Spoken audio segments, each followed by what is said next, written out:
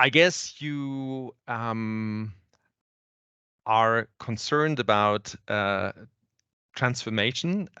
You may agree on the fact that in order to do something against climate change, we need a lot of change in society. So my impulse here is that we need to study and understand what brings about societal change. We have seen a lot of change in the past. Next slide, please.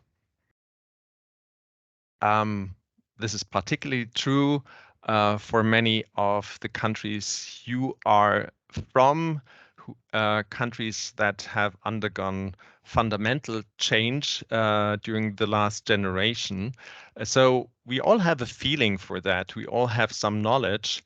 And the question is, what's there to learn about getting to the social tipping point?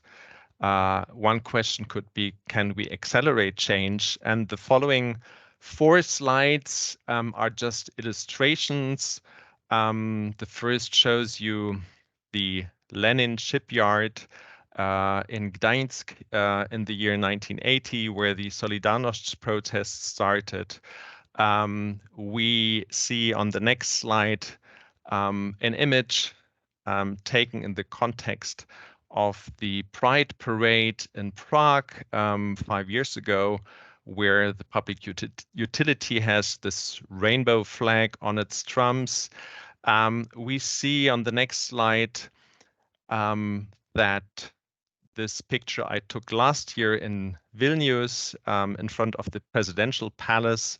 It illustrates that the Baltics have become EU and NATO members.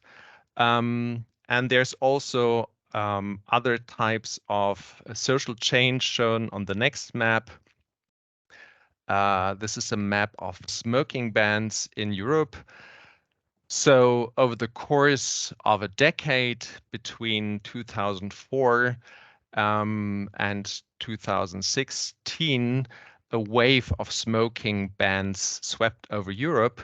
To me, this is an indicator of how we are dealing differently with health threats, health risks, which leads us to how are we dealing with environmental changes. And while it may have been a common practice to smoke in public 20 years ago, this has almost disappeared.